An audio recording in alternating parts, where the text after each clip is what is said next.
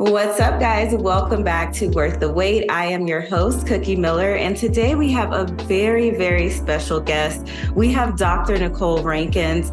Dr. Nicole is an OBGYN. She specializes in all things pregnancy. I have been stalking her IG, not for myself, but really for my clients. You know, a lot of my clients are pregnant, going through pregnancy, pre and postpartum. So I always like to get great tips where I can. So I'm just so grateful that you would be here with us today, Dr. Rankins. Why don't you introduce yourself to the audience and tell them a little bit about yourself and how you particularly got into pregnancy and birthing and all those types of things? Yeah, well, thank you so much for having me. I am excited to have this conversation. I always like to connect with different folks that are in health spaces, but outside of medicine, because it's a team effort and a holistic approach. So I appreciate the opportunity. So I started out it's kind of how do I say, like by accident almost, that I fell into focusing in pregnancy and birth. I really started out my career as an OBGYN thinking I was going to work on the faculty at a medical school, do research. And that was the path that I was going down. And it was not the right fit for me. And I got called into my chairman's office and he said, we have to switch some things up. And it was actually recommended that I get fired, which was a huge blow to my ego, my type A overachieving throughout my life self. And then I was like, well, you ain't gonna fire me. I'm gonna quit. So I said, I know that's right. Okay, so I went to my own gynecologist appointment around the same time. And she was like, there's a position open at our hospital for a hospitalist, an OB hospitalist, where you work just in the hospital. And just through that, it happened to be time for my annual appointment, happened to get that recommendation. I applied for the job, not knowing at all if I was going to, like it or how it was going to work out. And now 8 years later, I will never look back. I love what I do as being an OB hospitalist. Most of what I do, 99% of what I do is work in the hospital on labor and delivery with birth. And I just absolutely love it at the bedside. And then I translated some of the things and experiences that I have there into creating my podcast where I share, it's called All About Pregnancy and Birth, where I share evidence-based holistic information about pregnancy and birth for folks. You're the second OB that I've interviewed, and you're also the second one to tell me that OB was not your first choice. Mm-hmm.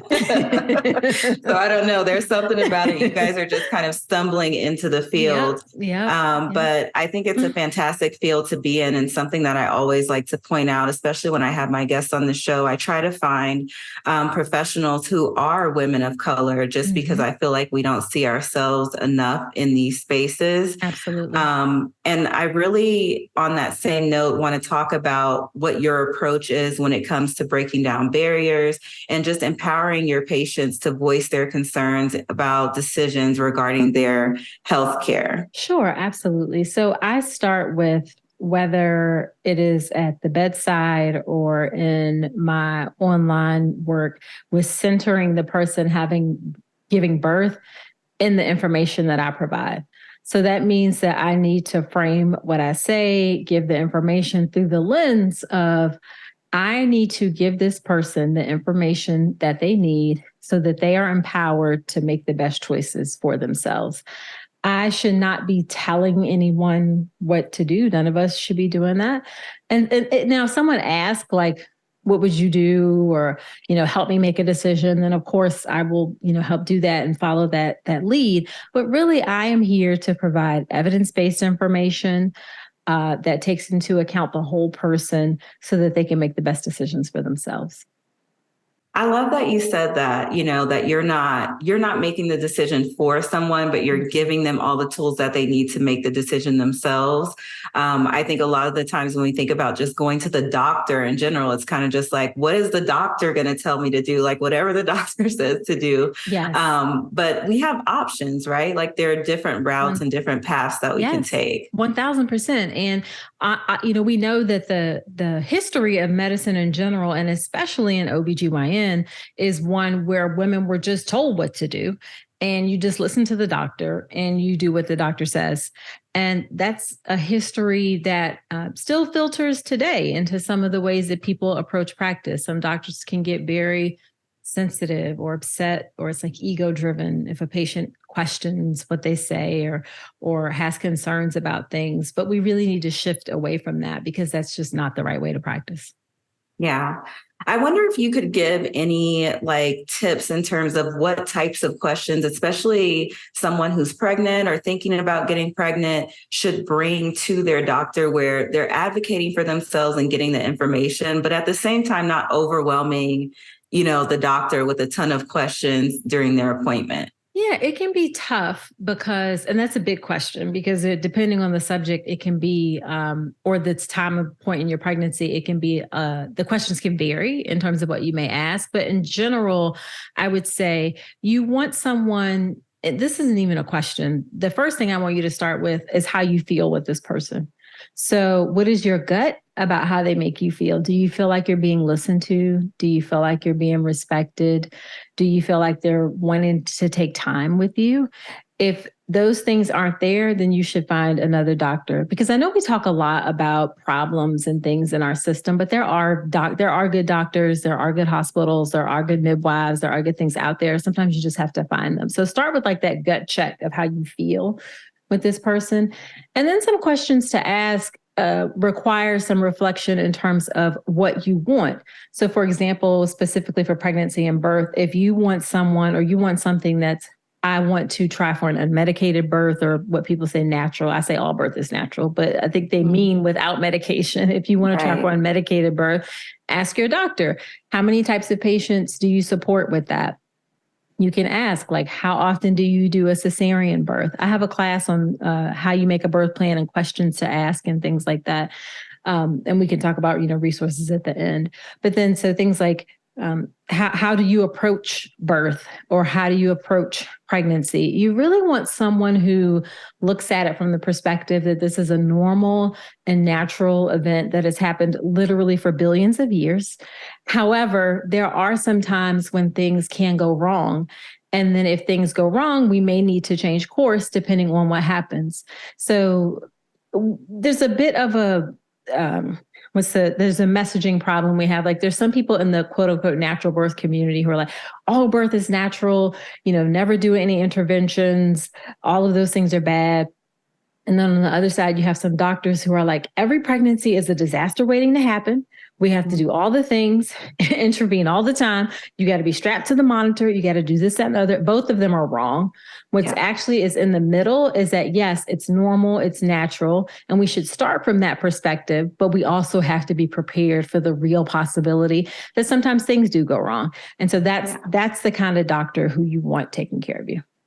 I would certainly want a doctor like that. Now that you've really explained it, it's funny because I posted the other day on Threads about this same kind of topic, but as it relates more so to health and fitness in our world, and how there are, trainers and coaches who are saying, you've got to do this, right? Like keto is the only way, for example, or high intensity interval training is the only way. And it's like, there's no gray area. And so even if you're out there, whether you're looking for a doctor, you're looking for a coach, you want to make sure you find someone who's open to all different aspects of whatever it is that your goal is, and knowing that there's different routes, right? Yes, absolutely. Absolutely. Like speaking with the fitness, for instance, like for me, I know personally, I'm not a gym person. Like I don't necessarily like to go out to the gym. I like to work out at home. I like to have a Peloton. I like to do those kinds of things. I'm also not like a big runner. You have to know yourself and know that, and start from there, and then get the information to support what you know about yourself. So like in that instance of fitness, I don't want anybody who's going to tell me I got to go run 3 miles. I'm not trying to do that. Okay. But I can still be very healthy. I need somebody who can provide options. So all of those things are important. Yeah, absolutely. There's more than one way to get there for sure. Yeah. So can you tell us about a time where maybe you feel like you had a patient who really advocated for themselves with you, and how that experience was for yourself and also for the patient? Yeah. So I I would say that when I saw this question, the thing that popped up to me the most is when I have patients who said that they decided to change doctors. So not necessarily advocating for me within my own, how our interaction, but in general, when people during pregnancy and they have an inkling that the doctor that they have is not right for them, they're worried, and then they change. I have yet to see someone who has regretted making that change to a different doctor who was more supportive and more in line with the things that they wanted for their pregnancy. I think sometimes people get pregnant and they think, oh, I have to stay. I've been with my OBGYN for, 5 years. I have to stay with that same person.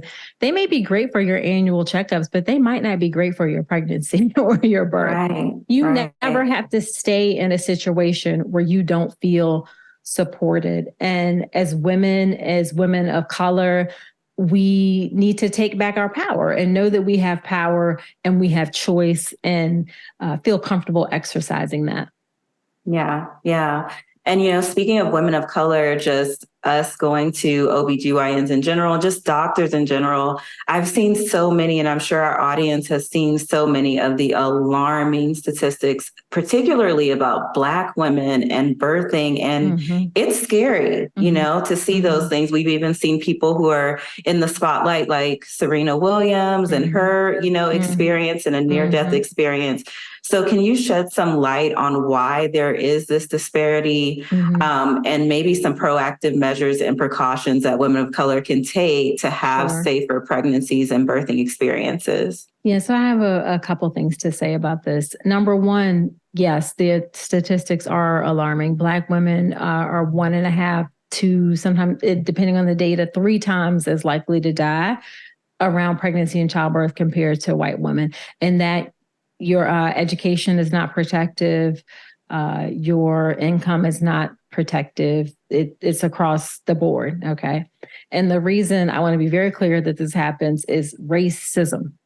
It is because Black people, Black women are treated differently in our healthcare system. Their concerns are not taken as seriously. Their concerns are dismissed or ignored.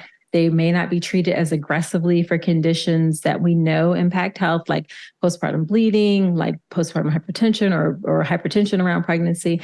So it is racism, like period, full stop. So people will often say, oh, if we just ate better, or you have if your weight was better, if we have looked at all of those things, up, down, sideways, backwards, and forwards. It is not those. It is racism. Not that those things aren't important, because yes, we do need to do need to take the best care of ourselves that we can, but it is racism. And then also it's some of the background stress that we have just walking around existing in the US society, being a Black woman. Okay. Right. We the most highly stressed and, let's just, so it's racism and stress. Now, I want to also say, though, on the flip side, that because sometimes I see women, this fear is really crippling because they see these numbers and it's understandably scary. But when you look at the percentages overall, you are most likely to survive your pregnancy. You are most likely to make it. You are most likely to have an uncomplicated experience. The most likely thing that's going to happen is that you're going to be just fine, okay? It's just that you have a higher risk compared to white women.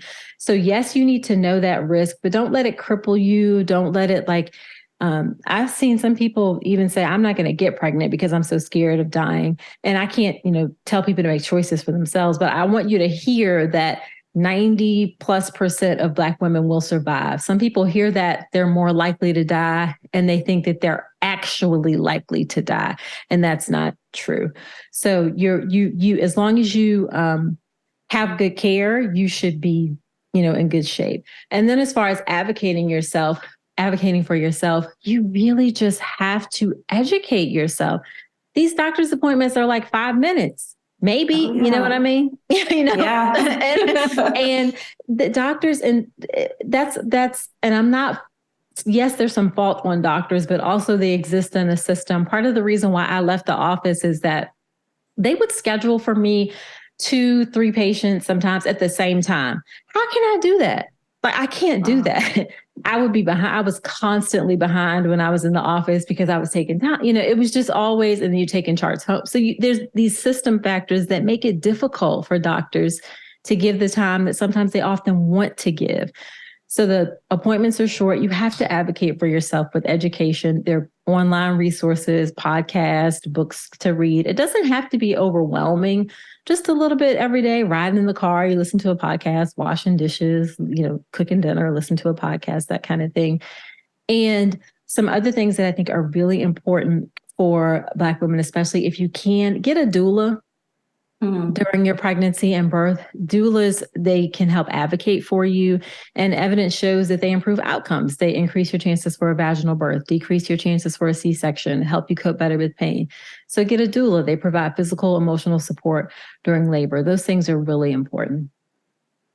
I can't thank you enough for just coming out and blatantly saying that it's racism. Yeah. I think sometimes we try to sugarcoat it or, we try to make it so that it's palatable. But for you to just say it, and I think for a lot of women to just hear it from a doctor is going to free them. One of my first episodes on this podcast was about an awful experience I had with an IUD and having it removed.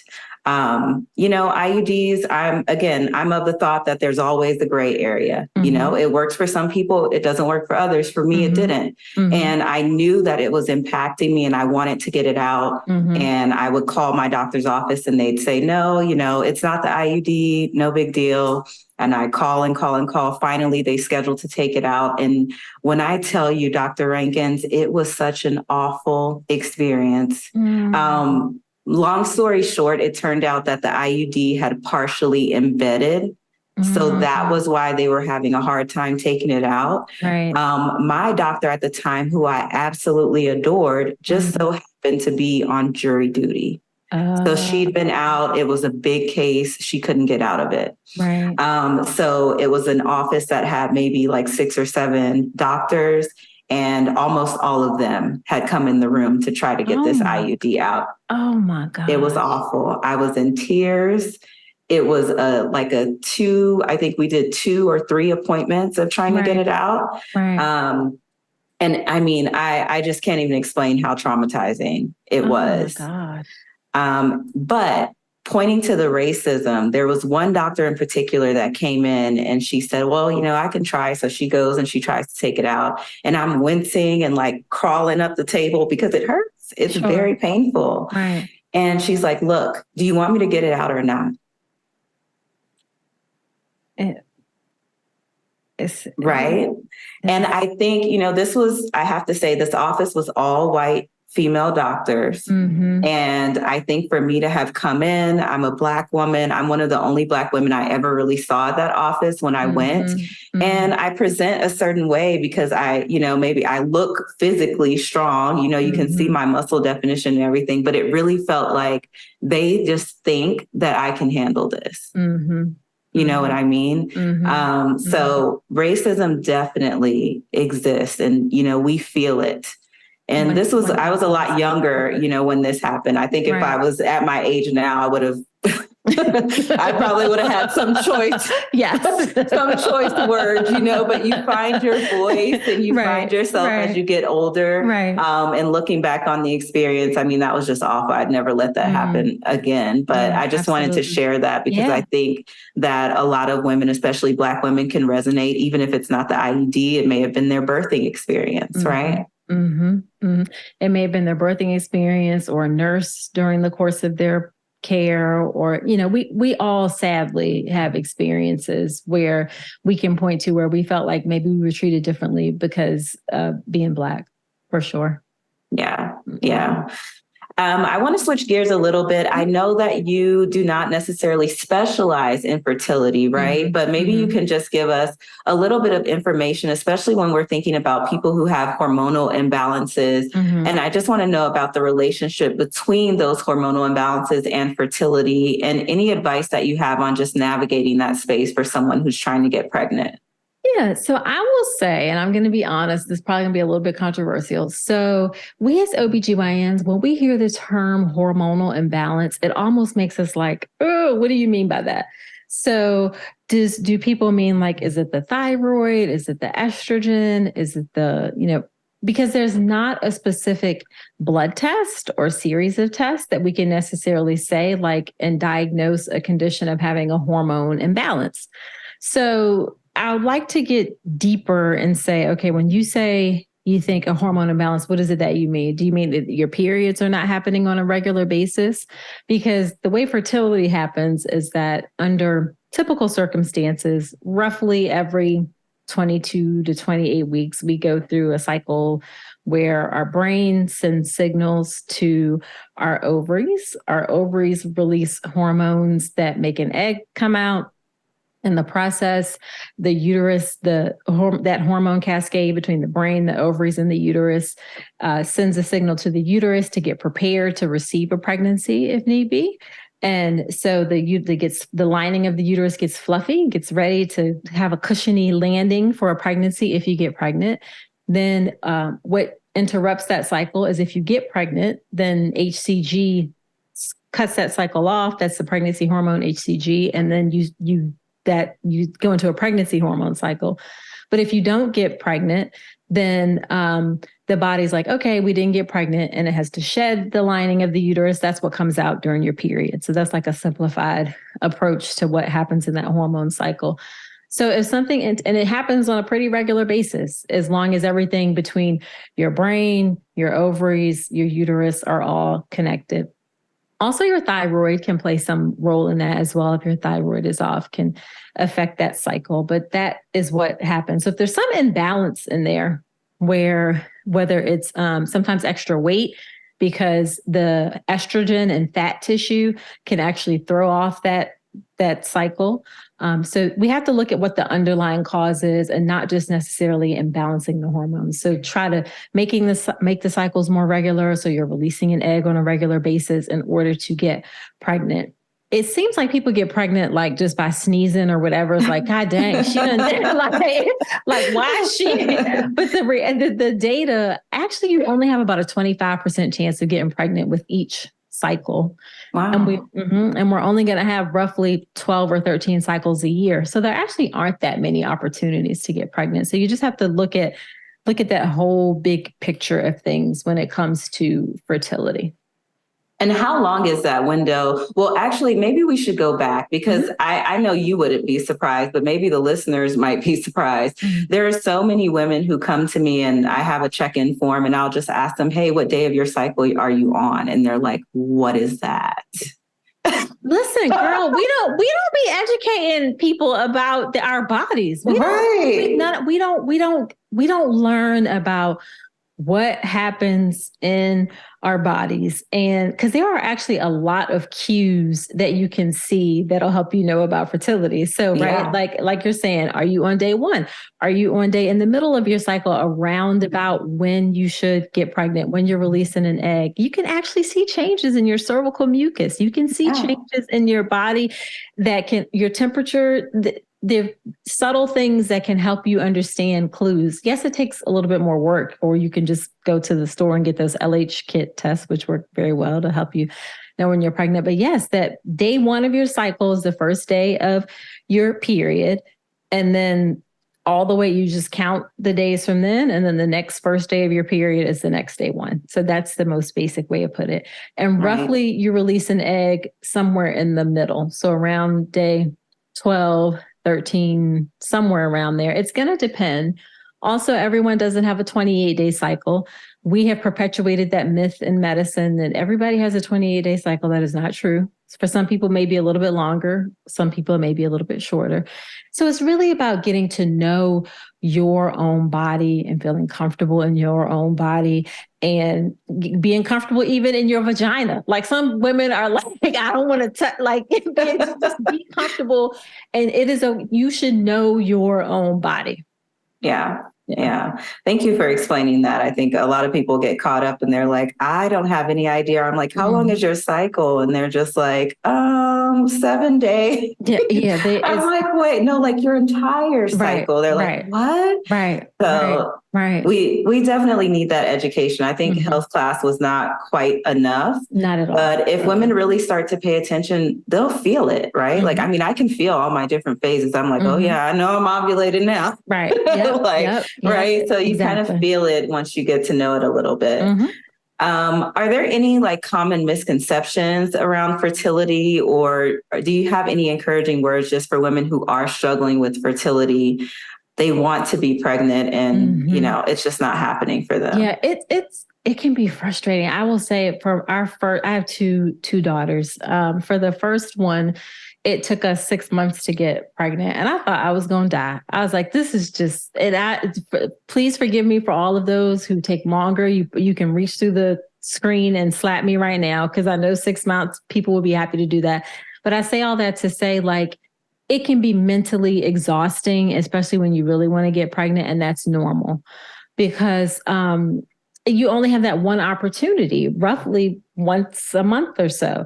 So know that it's normal if you feel stressed out. It's normal if it takes a little bit longer. We really don't get concerned. I shouldn't say don't get concerned, but roughly a year without getting pregnant before we call that infertility. That's if you're under 35. If you're over 35, then it's 6 months. So I would say just know that the first myth is it may take some time, and that's normal. That's not unanticipated. The second thing I will say is that I don't know if it's a myth per se, but something that I want people to hear really clearly. The truth is our fertility declines as we get older. There is a clock. Okay. I wish this was not the case. I wish I could tell folks differently. It doesn't mean that you can't get pregnant as you get older, but especially over 40. And if you haven't had children before and you're over 40, the quality of eggs declines, and it really does get harder to get pregnant. So people sometimes see like, oh, Janet Jackson, or Halle Berry, Beyonce. Like, especially people in their late 40s, I can almost guarantee either they did a whole lot of fertility treatments or they have a donor egg, because it really is harder to get pregnant. So don't let that clock run out on you. Start looking at your options if this is something that you want to do to have a biological child of your own. Yeah. Yeah. And then also freezing your eggs, right? Oh, yes. I've had a couple of clients. Yes. So freezing your eggs is a really great strategy for people, especially the younger you freeze them, the better. Because our women are born with all of the eggs that we're going to have roughly, and then they just mature as we get older. And the older we get, the older the eggs get. So yes, freezing your eggs can be a very important option or step to help you preserve your options. And with newer technologies, the success rates in terms of a pregnancy from frozen eggs can be as high as 60%, 70%. It's not a guarantee when you freeze your eggs, but it certainly provides options to you. Now, some things to know about freezing your eggs are that, one, it can be expensive, because not only do you have to pay for the egg retrieval procedure, you got to pay ongoing storage fees. And that can you got to store that. Yeah. I did not know that. Yeah, that can be probably anywhere from $1,000 to $1,500 a year to store the eggs.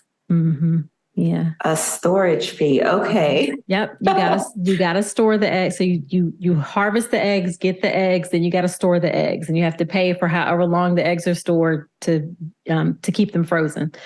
So it does cost. Do check with your insurance, because more and more insurance companies are covering it, especially if you work for a big company. But that's definitely something to look out for if you're not certain about what you want to do and want to preserve your options for fertility later on.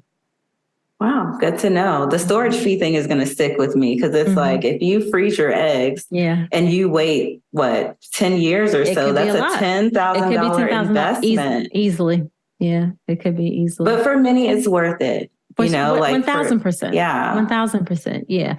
And then, the last thing I'll say about fertility is Look at some other things. Like there's some really decent evidence that acupuncture can help with fertility. So start looking at some of the other things that may, I would say, allied health fields or things like that to help, because you want somebody who will approach it with a holistic way if you have fertility trouble. So meaning, you get to a fertility specialist, that kind of thing.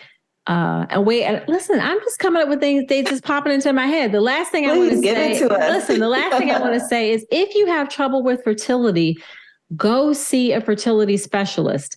Not because you're going to have fertility treatments, but they can just tell you what your options are. Okay. So many people think that going to a fertility specialist means that you are making a commitment to do in vitro fertilization or you're making a commitment to do fertility treatments. And that is not what it has to be.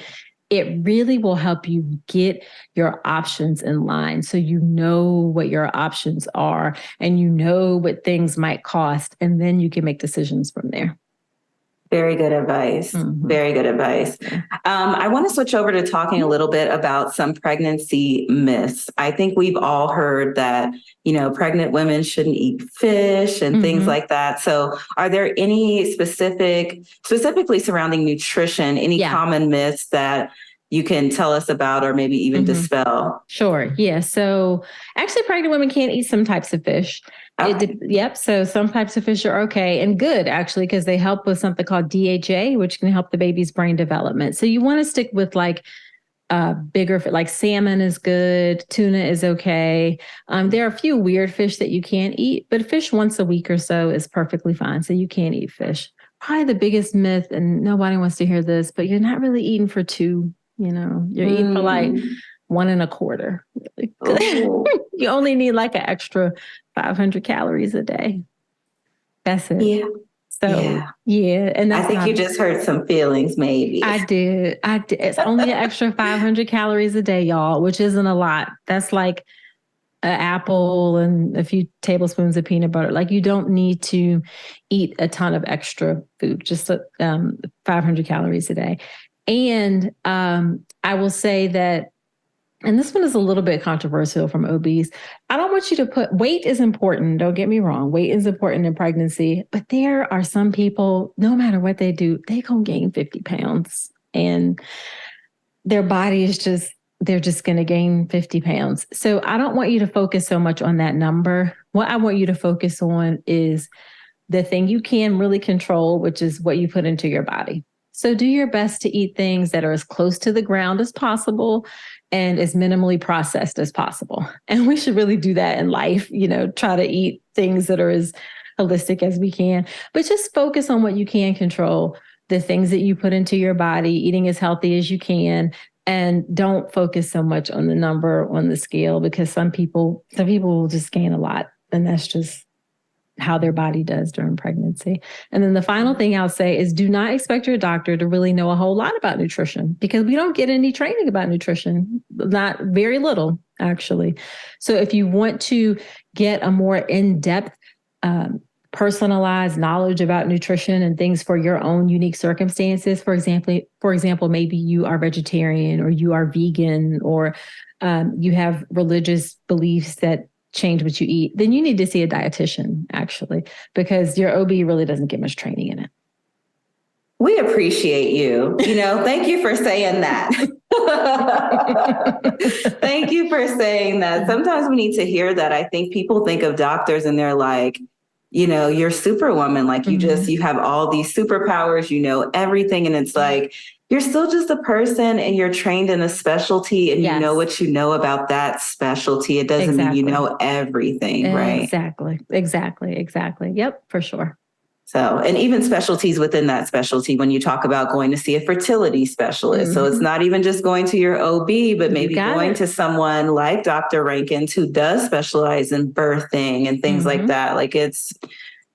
You really can get deep into it when you think about it. Yeah. Well, you've already shared like practical tips when it comes to just even with pregnancy, right? Because we should all be eating, like you said, more unprocessed foods in general. We should all be eating foods that are closer to the ground, root vegetables and things like that anyway. So during pregnancy, there's no, change to that. You should continue to do those things, right? Continue to do those things. We all should try unfortunately, the U.S. food system is so heavily inundated with chemicals and just processed things. And there's just so much evidence that those things they're just not healthy for us, y'all. And I'm not saying we never eat, potato chips again, because God knows I love a good kettle chip, but you just want to do things in balance and in moderation and do your best to eat things that are fresh, that are whole, that are, you cook yourself at home. It doesn't have to be anything that's super duper complicated or anything like that. I think we have more and more food choices available to us with generic organic things, or not everything has to be organic. If you peel it, then it may not have to be organic. So just do your best to make the best choices that you can with what you have. Yeah. And I always tell people, go to farmers markets as well. A lot of people are really stuck with the grocery stores. And I'm like, you can find a local farmer who's at your farmer's market weekly or monthly or whatever, and establish a relationship with them and, get your vegetables, get your fruit. And at least that you're putting some good things into your body that do not have those chemicals or are not sprayed with pesticides that could possibly be disrupting our hormones and things like that. Right? Exactly. Yep. For sure. All right. So we're going to close out. But before we do, I just want to ask you about, women being able to take charge of their healthcare choices during pregnancy and really avoiding any unnecessary interventions. I know sometimes, there's a lot of people who are like, I don't want a C-section. And they're like, is there a way to maybe avoid that, though? Does that just come from starting that relationship with your doctor and stating that? Yes, you have to start that relationship, educate yourself. Everybody needs to do childbirth education. This is a hill I will die on. Please do childbirth education. There are lots of options out there. I have an online childbirth education class. You can take a childbirth education class in your community. There are books you can read. You can get tons of information from podcasts. You really have to educate yourself. And then you have to ask the questions during the prenatal period. Don't show up to the hospital in labor and then try to ask the 50 questions. You're stuck in the hospital at that point. And what if they say, oh no, we don't do none of that stuff? So you're stuck. You really want to have as much of the conversation, prepare for those things during your prenatal visits, when you can have those discussions, when you can change, when you can know that, okay, I really need to be ready to advocate for myself or my husband. I want to make sure my partner is there, those kinds of things. So childbirth education is just so, so crucial. And I don't want to make it seem like it's overwhelming. It's not overwhelming. It doesn't have to take up hours and hours and hours of your time, but you can do it and you can make time for it. It's totally worth it.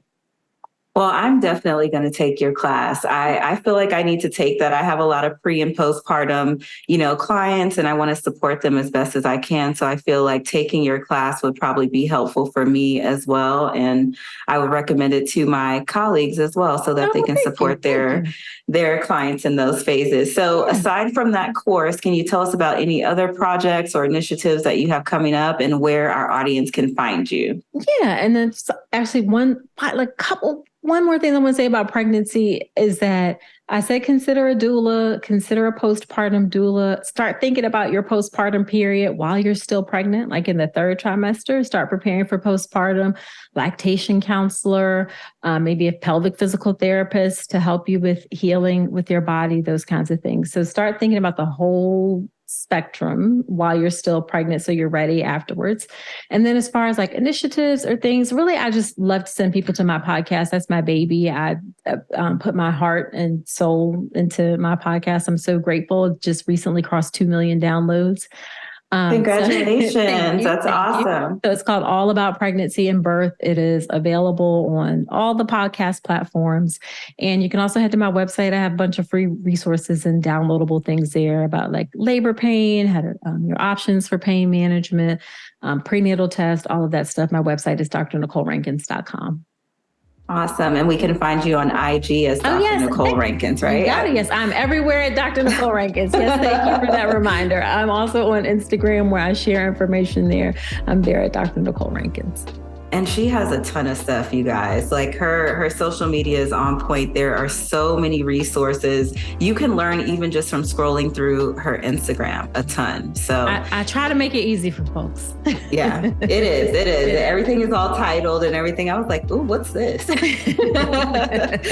Thank you again so much, Dr. Rankins, for taking time to come onto the podcast. And thank you all so much for listening to this week's episode. Remember, if this episode or any of our episodes have helped you, please consider leaving us a 5-star review. We're trying to catch up to Dr. Rankins. We're trying to get 2 million downloads. So, you got to help us out. I'll talk to you guys next time. Bye.